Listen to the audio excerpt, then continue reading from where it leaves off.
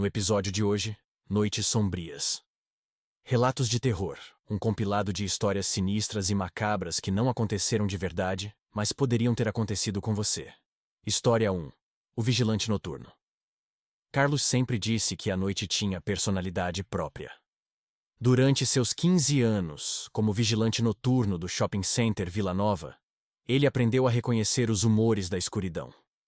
Algumas noites eram calmas, quase maternal. Outras chegavam carregadas de uma tensão que fazia os pelos da nuca se arrepiarem como antenas captando sinais de perigo. A noite de terça-feira, 13 de outubro, chegou diferente de todas as outras. Havia algo errado no ar, uma eletricidade sinistra que fazia as luzes fluorescentes do corredor piscarem sem motivo aparente. Carlos sentiu isso no momento em que atravessou o estacionamento vazio para começar seu turno das 10 da noite às 6 da manhã. O shopping à noite era um mundo completamente diferente do ambiente movimentado do dia. Os corredores se transformavam em túneis silenciosos, as vitrines escuras pareciam buracos negros na realidade, e cada som era amplificado até se tornar uma sinfonia de suspense que tocava apenas para ele. A primeira ronda transcorreu normalmente. Carlos percorreu os 3 andares com sua lanterna, verificando portas, testando alarmes, cumprindo a rotina que conhecia de cor. Mas quando chegou à praça de alimentação do 2º andar, algo chamou sua atenção. Uma das mesas estava diferente. Não fora de lugar, mas diferente. Havia um copo plástico sobre ela, meio cheio com um líquido escuro que ainda fumegava levemente. Como se alguém tivesse acabado de tomar café e saído correndo. Esqueceram de limpar, murmurou Carlos para si mesmo, mas sua voz soou estranha no silêncio absoluto. Ele se aproximou da mesa e tocou o copo. Estava quente. O coração dele deu um pulo descompassado. As lojas de alimentação haviam fechado há mais de 4 horas. Como um café poderia ainda estar quente? Carlos examinou as câmeras de segurança da praça de alimentação, mas todas mostravam apenas corredores vazios. Nenhum movimento suspeito, nenhuma presença estranha. Apenas ele, sozinho com um mistério que desafiava qualquer explicação lógica. Na segunda ronda, por volta da 00:15, Carlos descobriu que o copo havia sumido. A mesa estava completamente limpa, como se nunca tivesse havido nada sobre ela. Mas, no lugar onde o copo estivera, havia uma pequena poça de líquido escuro que formava um padrão estranho. Quase como se alguém tivesse escrito algo com o dedo.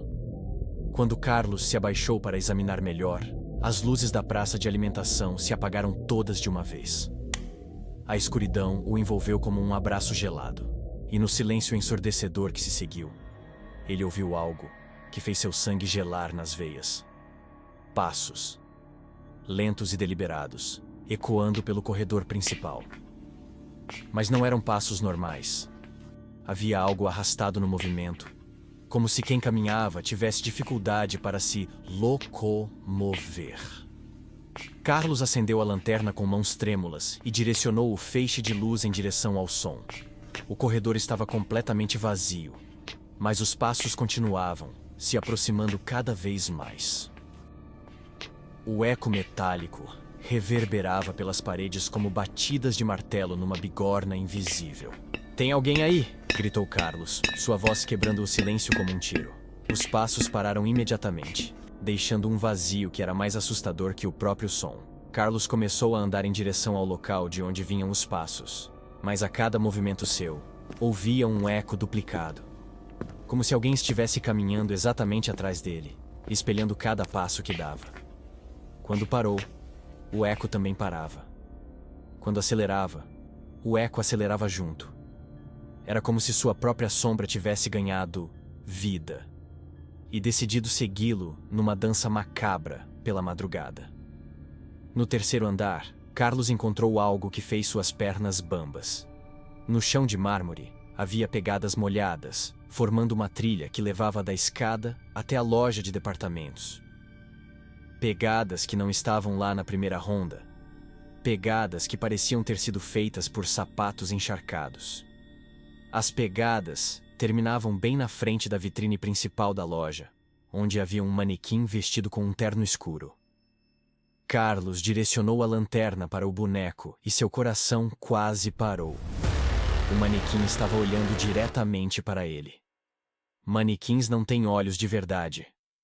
Mas este parecia estar observando Carlos com uma intensidade que o fez questionar sua própria sanidade. O rosto de plástico, que deveria ser inexpressivo, carregava uma melancolia profunda que atravessou seu peito como uma lâmina gelada. Isso não pode estar acontecendo, sussurrou Carlos. Mas sua voz, trêmula, traiu sua tentativa de racionalizar o impossível. Foi então que o manequim moveu a cabeça. O movimento foi quase imperceptível, uma inclinação sutil para o lado. Mas Carlos viu. Seus olhos não estavam pregando peças. Aquela coisa de plástico havia se movido como se estivesse tentando entender melhor quem o observava. Carlos recuou alguns passos, mas tropeçou nas próprias pernas e caiu sentado no chão frio. A lanterna rolou alguns metros, criando sombras dançantes que transformaram o corredor num pesadelo em movimento. Quando Carlos conseguiu se levantar e pegar a lanterna, direcionou a luz novamente para a vitrine. O manequim estava exatamente na mesma posição, de sempre. Braços rígidos, ao lado do corpo, cabeça ereta, olhando para frente. Mas no chão, bem na frente da vitrine, havia novas pegadas molhadas. Pegadas que levavam diretamente até onde Carlos estava. Ele correu e permaneceu lá até o amanhecer, observando as câmeras obsessivamente. Mas os monitores só mostravam corredores vazios e vitrines silenciosas. Na manhã seguinte, quando o shopping abriu, Carlos descobriu que o manequim da vitrine havia sido retirado na semana anterior. A loja estava em reforma e todos os bonecos haviam sido guardados no estoque. Mas Carlos sabia o que tinha visto. E quando pediu demissão naquele mesmo dia, deixou apenas um bilhete para seu supervisor.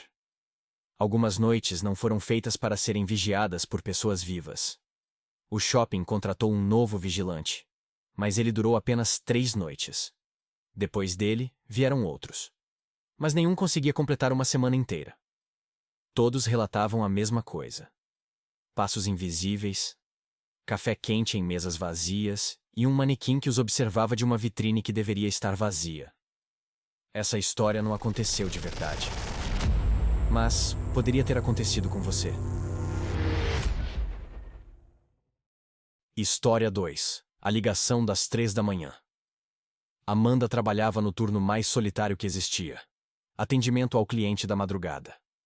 Das 11 da noite às 7 da manhã, ela ficava sozinha no escritório da empresa de telecomunicações, atendendo ligações de pessoas insones, bêbadas ou desesperadas, que precisavam resolver problemas que não podiam esperar até o dia seguinte. A sala era iluminada apenas pela luz azulada dos monitores e uma lâmpada fluorescente que piscava ocasionalmente, criando um ambiente que mais parecia cenário de filme de terror do que um local de trabalho. Amanda já havia se acostumado com a solidão e o silêncio quebrado apenas pelo toque eventual do telefone. Foi numa quinta-feira de novembro, às 3h17 da manhã, que ela recebeu a ligação mais estranha de sua vida. O telefone tocou com uma insistência diferente, mais urgente, como se quem estivesse do outro lado soubesse que não havia mais ninguém para atender. Boa madrugada, Telecom Brasil! Amanda falando, como posso ajudá-la? Disse com a voz automática de quem repetia a mesma frase dezenas de vezes por noite. Do outro lado da linha veio apenas respiração pesada. Não era respiração normal. Era ofegante, como se a pessoa tivesse corrido uma maratona ou estivesse com medo extremo. Alô? Em que posso ajudá-la? Repetiu Amanda, começando a sentir um desconforto estranho subindo pela espinha, como dedos gelados. Amanda! Sussurrou uma voz feminina, rouca e distante. Você precisa me ajudar. Amanda sentiu o coração acelerar. A empresa tinha política rigorosa sobre não revelar nomes dos atendentes para clientes. Mas, às vezes, alguém conseguia descobrir através de ligações anteriores. Como posso ajudá-la, senhora? Estou presa, murmurou a voz, carregada de um desespero que fez Amanda se arrepiar. Faz tanto tempo que estou tentando ligar para alguém. Você é a primeira pessoa que atende. Amanda olhou para o computador. O sistema mostrava que a ligação vinha de um número inexistente. Apenas zeros, onde deveria aparecer o telefone da cliente. Senhora, de onde está ligando? Preciso do seu número para poder ajudá-la. Não sei, respondeu a voz, agora com um tom de pânico crescente. Está tudo escuro aqui, muito frio. Eu acho que estou morta.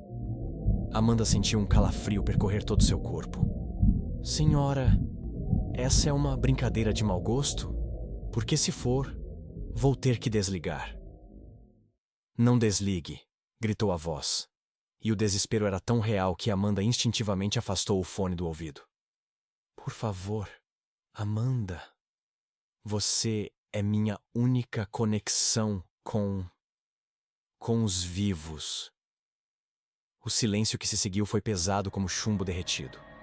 Amanda podia ouvir sua própria respiração acelerada misturada com a respiração ofegante que vinha do telefone. Qual é o seu nome?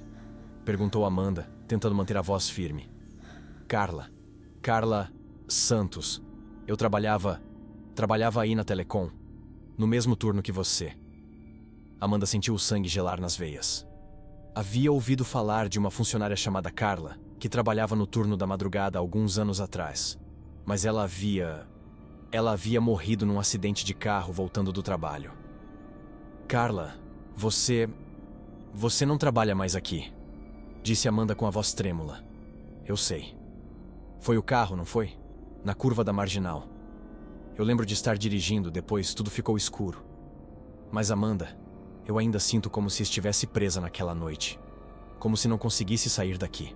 Amanda olhou ao redor do escritório vazio e pela primeira vez notou detalhes perturbadores. A cadeira ao lado da sua, que sempre ficava vazia, tinha uma depressão no assento, como se alguém tivesse acabado de se levantar. O monitor do computador vizinho estava ligado, mas ela tinha certeza de que estava desligado quando chegou.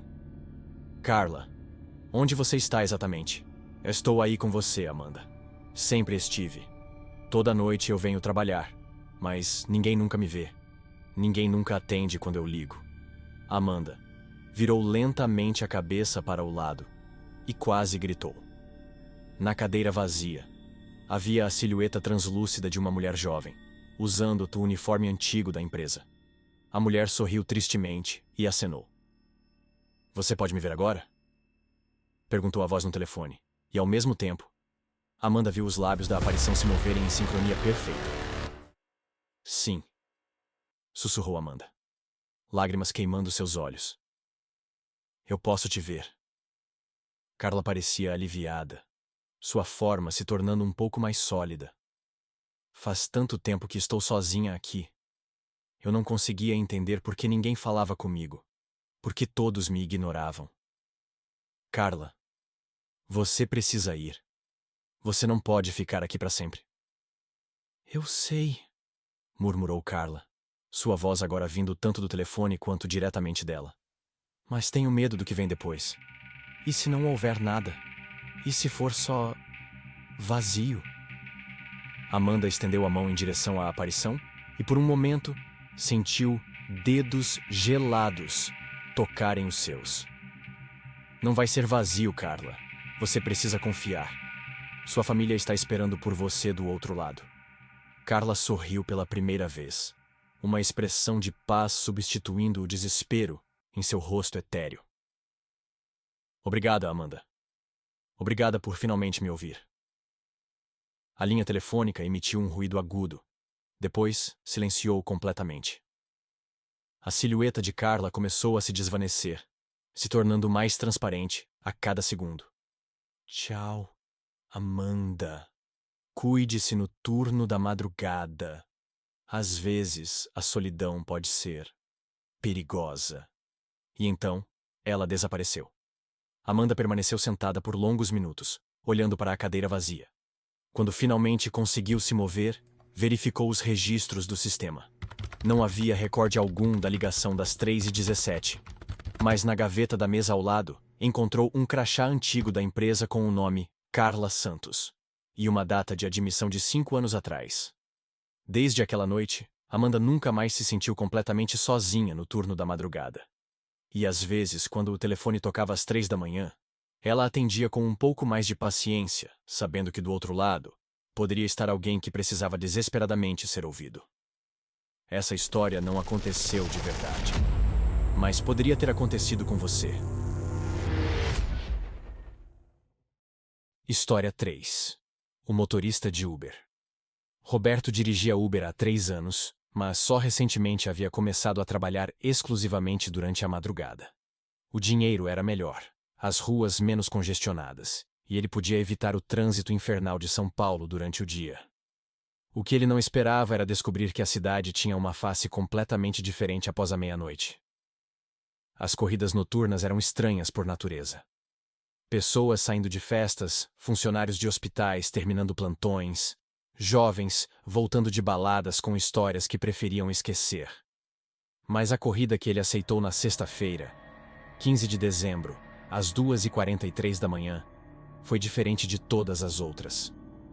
A solicitação apareceu no aplicativo sem foto de perfil. Apenas um nome: Marina. O endereço de partida era numa rua que Roberto conhecia bem.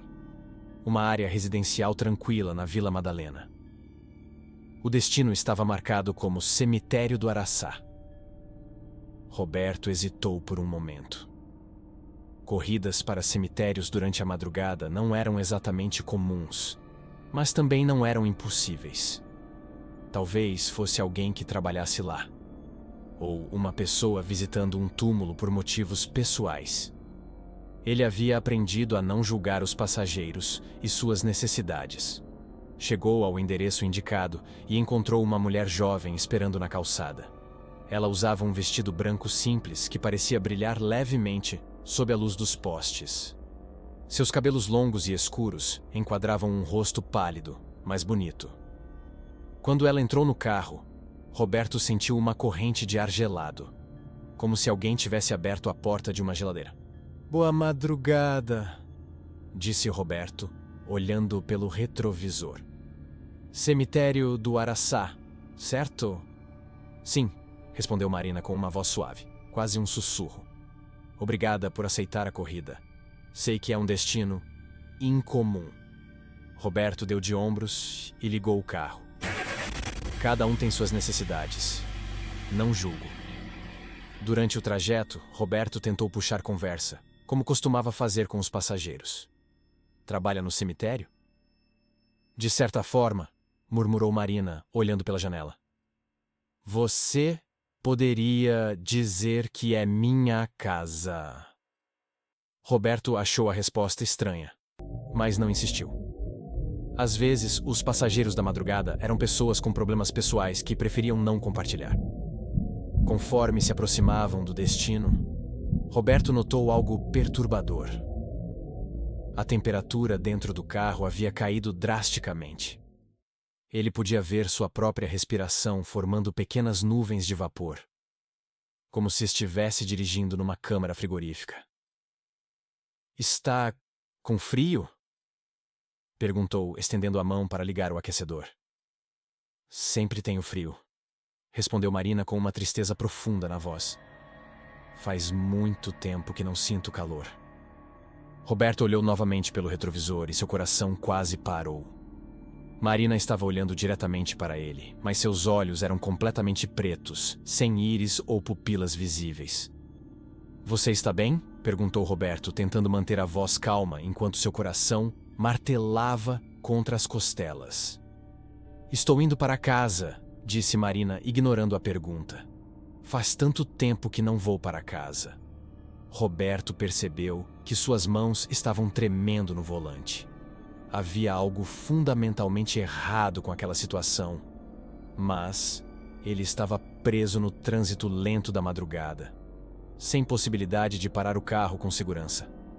"Marina, Posso perguntar, por que está indo ao cemitério a essa hora? Porque é onde eu deveria estar, respondeu ela. Sua voz agora carregada de uma melancolia que cortou o coração de Roberto como uma lâmina gelada. Eu não deveria estar andando por aí, assustando pessoas, mas às vezes a saudade de casa é mais forte que a razão. Roberto sentiu o carro ficar ainda mais frio. O para-brisa começou a embaciar, apesar de não haver umidade no ar. Marina, disse Roberto com a voz trêmula. Você está morta? O silêncio que se seguiu foi ensurdecedor. Roberto podia ouvir apenas o ronco do motor e sua própria respiração acelerada. Morri há 2 anos, sussurrou Marina finalmente. Acidente de carro bem perto daqui. Mas às vezes, nas noites mais solitárias, eu me esqueço. Acordo achando que ainda estou viva, que ainda posso chamar um Uber, que ainda posso ir para casa. Roberto olhou pelo retrovisor e viu que Marina estava chorando. Mas suas lágrimas eram diferentes. Pareciam pequenas gotículas de geada que desapareciam antes de tocar o rosto. Você não tem medo de mim? Perguntou ela. Tenho.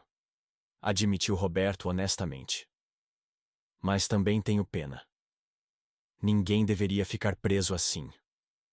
Quando chegaram ao cemitério, Roberto parou o carro em frente aos portões fechados. Marina não se moveu por alguns momentos. Obrigada, disse ela suavemente. Obrigada por não me expulsar do carro. Obrigada por me trazer para casa. Marina, disse Roberto, virando-se para olhá-la diretamente. Talvez seja a hora de você descansar de verdade. Sua família deve estar esperando por você. Marina sorriu pela primeira vez, e por um instante, seus olhos voltaram a ter cor. Você tem razão. É hora de ir para casa de verdade. Ela abriu a porta do carro e saiu. Roberto a observou caminhar em direção aos portões do cemitério. Quando ela tocou o metal frio, os portões se abriram sozinhos, como se a reconhecessem. Marina se virou uma última vez. 5 estrelas? Perguntou com um sorriso triste. Roberto riu apesar do medo. 5 estrelas. Ela acenou e caminhou para dentro do cemitério. Os portões se fecharam atrás dela com um ruído metálico que ecoou pela madrugada silenciosa.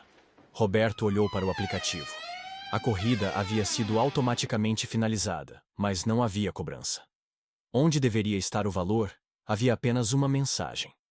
Obrigada por me levar para casa. Ele nunca mais recebeu uma corrida com destino ao cemitério do Araçá. Mas às vezes, nas madrugadas mais frias e solitárias de São Paulo, Roberto se pergunta quantas outras pessoas estão tentando ir para casa, sem saber que já chegaram há muito tempo. Essa história não aconteceu de verdade. Mas poderia ter acontecido com você. Eu sou o Victor. E esse é o Durma se você for capaz. E se você quiser continuar ouvindo histórias como essa, clica no vídeo que está aparecendo aqui na tela.